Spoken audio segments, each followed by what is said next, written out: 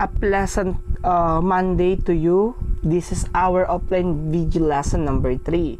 So our lesson for today is the aspects of culture. When you say aspect of culture, taking into account in economic anthropology, mainly as a context where material activities occur.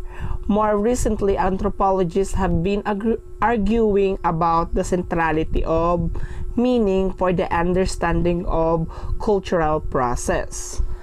So, here are the aspects of culture: dynamics, flexible, and adaptive,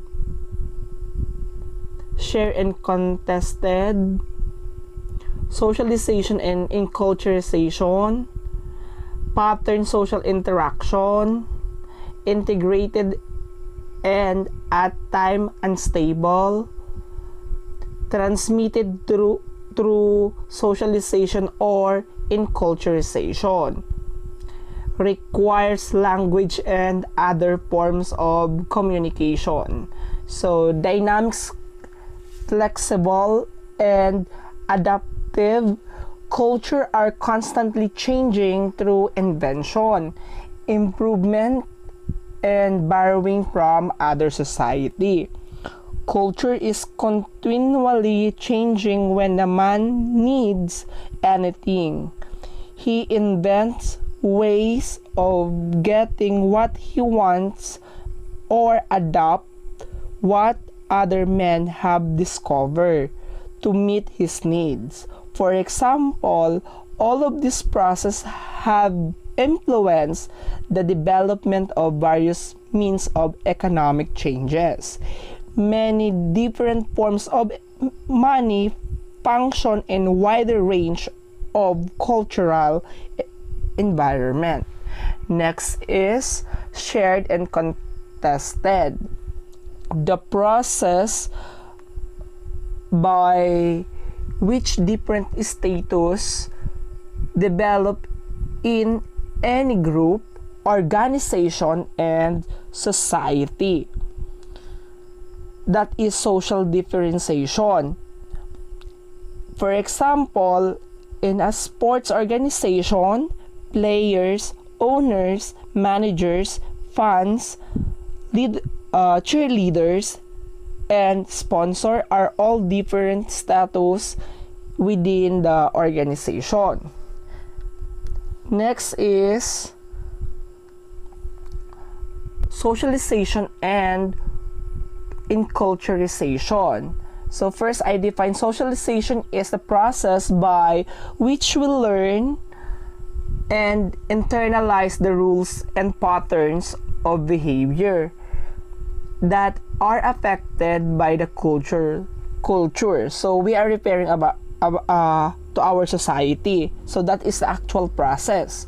Enculturization is a process by which youngsters learn and adopt the ways and manners of their culture. So we are referring to our culture. So for instance, that is product of the socialization process. So sabihin natin, enculturization is the process of learning of the group of one group, learning your native culture from birth to death. So for example, here in Masbate, we are speaking Minasbate, but not all Masbate are talking with language of Masbate, but we have different dialects. Like for example, we have Bicolnon or Bicol language dialect. Some parts of Masbate, for example, in the 3rd district, we have Cebuano, Ilonggo, and many more.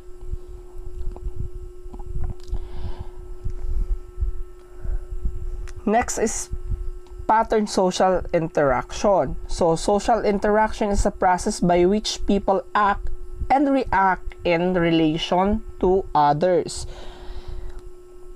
In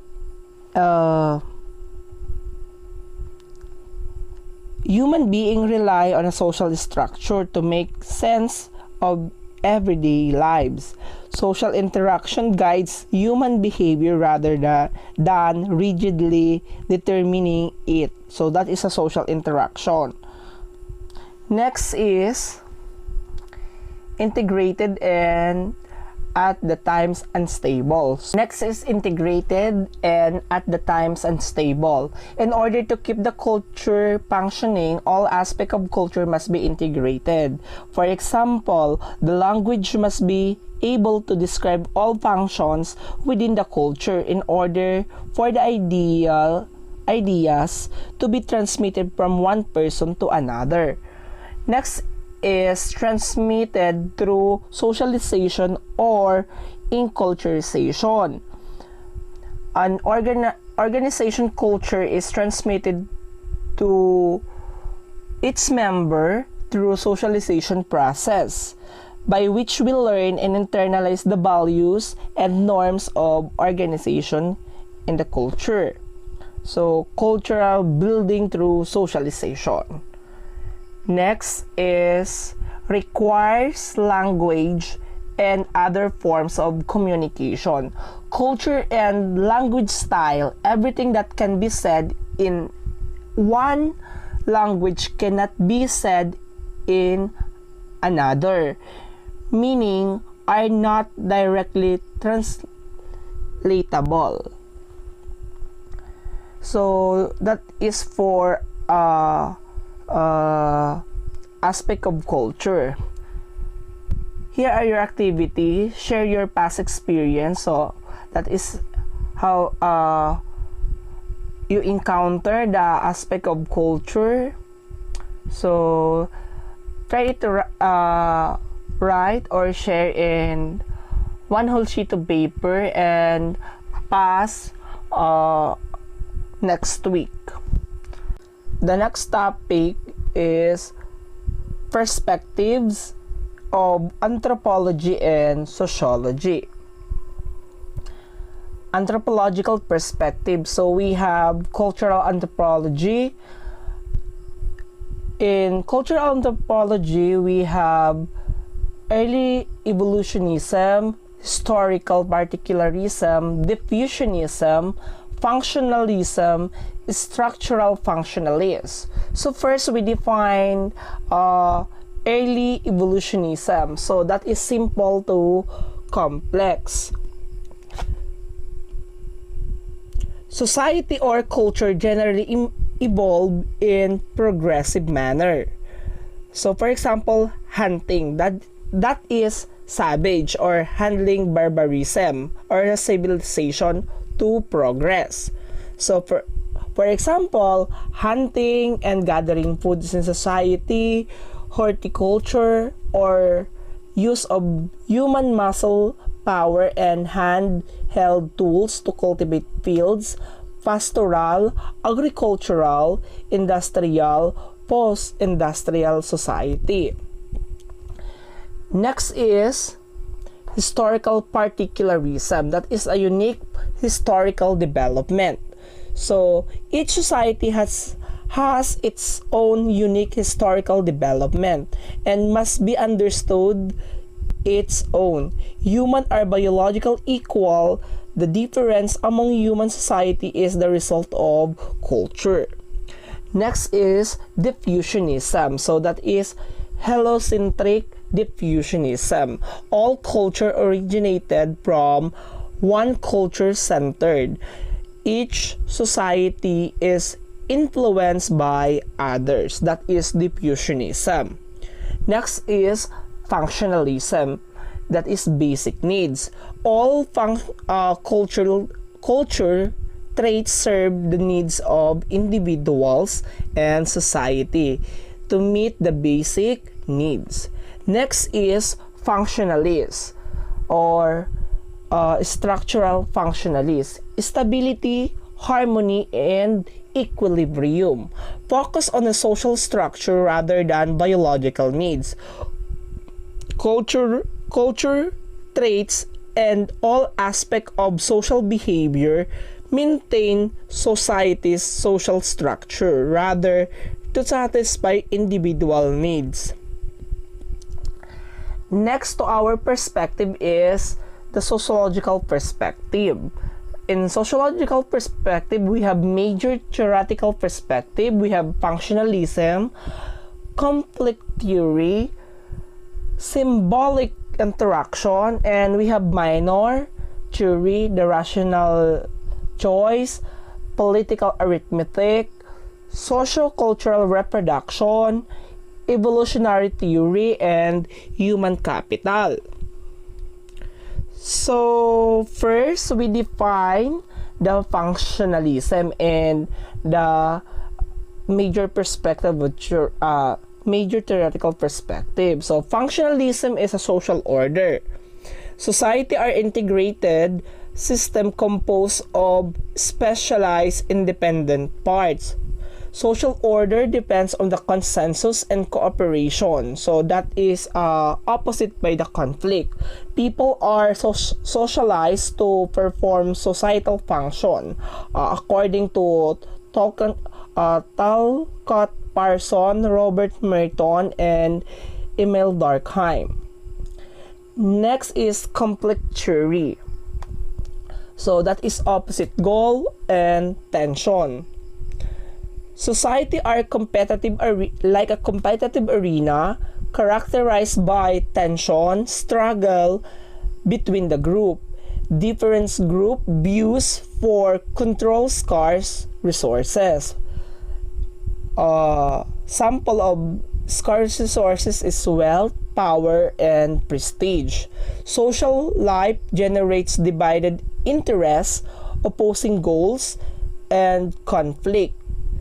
People are shaped by power, coerce, and authority. Complete theory according to Karl Marx, William Edward, and Charles Wright Mills. Next is symbolic interaction. So when we say symbolic interaction, we get the root word that is communication. Society are structured through social interaction. Social life depends on how action interprets the rules and what kinds of audience they play. People manipulate symbols and create social world through interaction. Society can be maintained by shared understanding of everyday behavior, according to George Herbert Mead and Charles Horton Colley and Irving Goffman. So in minor theory, we have rational choice. So that is prudent and logical decision.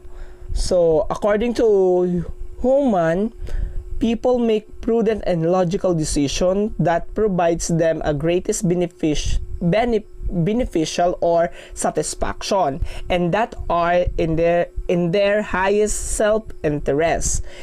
Individuals are motivated by the personal wants and goals and are driven by personal desire. Since it is not possible for individual to attain all things that they make choices. So that is the choice of rational action theory. Next is political arithmetic. Economic and demographic statistics. So describe the phenomenon of division of labor. There are benefits for specialization and division of labor.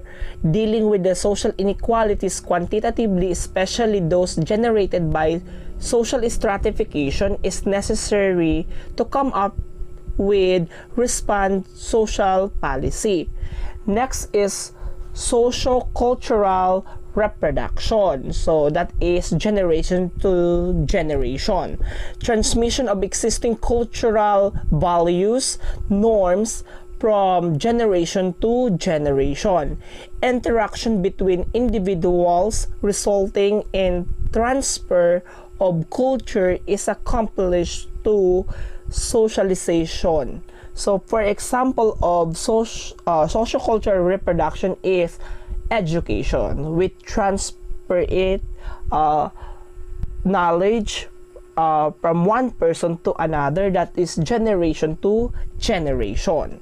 So education is an agent. Educating system is used to reproduction the culture of dominant class in order for the dominant class continue to hold and release power.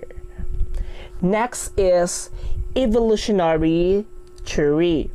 So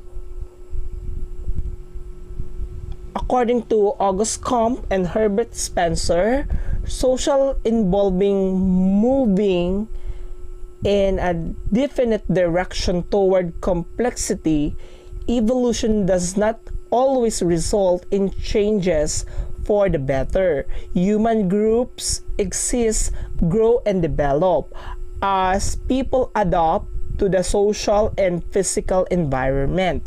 They push the society forward in development.